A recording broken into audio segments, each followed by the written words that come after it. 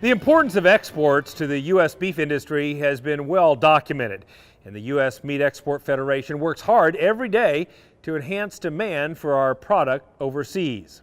Joining us now to talk about these efforts is Dan Hallstrom. He's the president and CEO of the U.S. Meat Export Federation. Dan, thanks for coming to the show. Appreciate it. Thank you. We've had a fantastic year in terms of beef exports.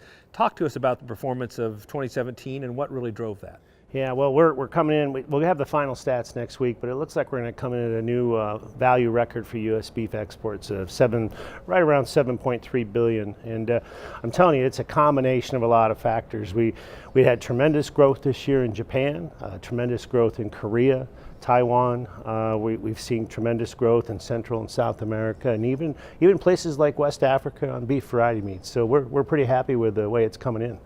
As we see more meat coming through the pipeline this next year, is there more room for more export growth? Well, I think this is the exciting thing. With the situation we have today, it's a natural situation where demand is increasing, and with our supply capabilities, it's good timing. Yeah, we're looking at forecasted growth somewhere in the 6 to 8% range for next year.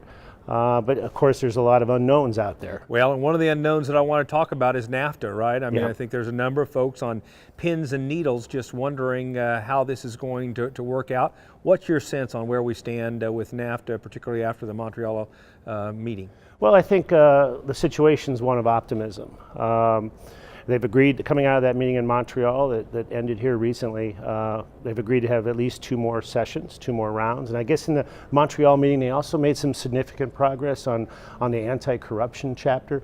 So, you know, this is good news for us, because I'm telling you what, the NAFTA program has worked in the last 20 some years for U.S. beef exports. You know, we're about a little over 30% of our exports go into the NAFTA countries, and about 26% of the value into Mexico and Canada. And I'll give you one example: beef lips. Virtually all the beef lips harvested go down to Mexico.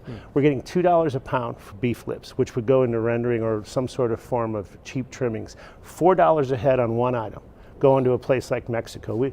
So this is the beauty of some of these markets, is you're putting the right cut in the right market to maximize that value. Absolutely, it needs to continue. And speaking of new markets, let's talk China for just a minute. There's so much excitement around the opening of the Chinese beef market. What does it actually mean to beef producers?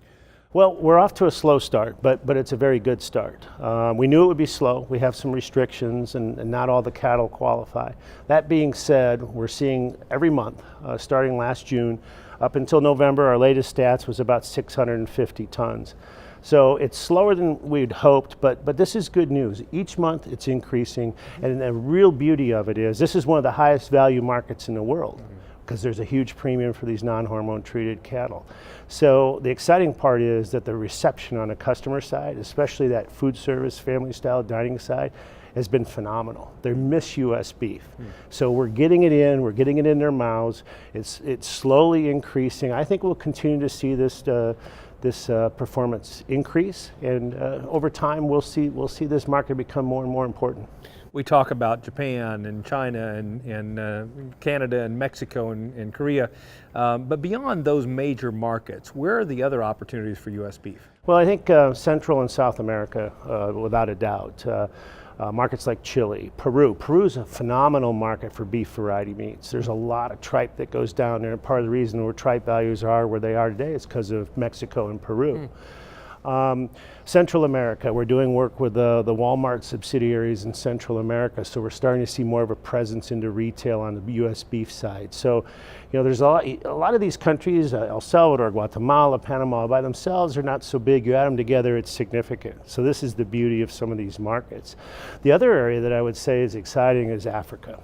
You know, Africa 2 or 3 years ago, not really on the radar. We've been doing work there for like the last 4 or 5 years, looking towards the future. And I'm happy to say in 2017, we're going to have West Africa, mainly Angola, Gabon, and South Africa, 4th largest market for beef variety meats, mainly livers and a few hearts. So these are low value items, but that's where it starts. And the other thing that's exciting is there's a little bit of high quality beef being flown into some high-end restaurants in Ghana and into Angola. So it's just starting, but you know, 4, 5, 10 years from now, I think it's going to be a significant value driver for U.S. beef. That's great news. You know, a number of our competitors claim traceability, and we struggle with that issue here in the United States, as you know. What does that mean to our long-term competitiveness? Well, I think we need to put it into context. A lot of the reasons that a lot of these countries, Botswana, for example, claims traceability, it's because they have some sort of a national ID system, usually, that's mandated. We don't have that. We're not federally mandated. But what we do have, and that's a disadvantage, but what we do have is we have other systems on a volunteer basis.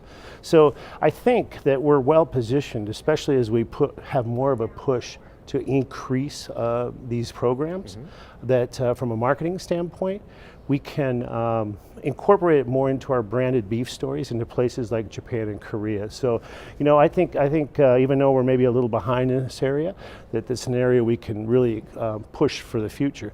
The other thing that's concerning is, in the case of, God forbid, some sort of a foreign animal disease, the fact that we don't have some sort of a more robust traceability system is a little bit of an Achilles heel in a worst case scenario.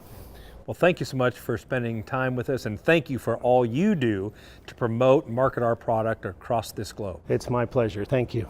To learn more about the work of the U.S. Meat Export Federation and its efforts to enhance U.S. beef demand overseas, visit their website. That's usmef.org.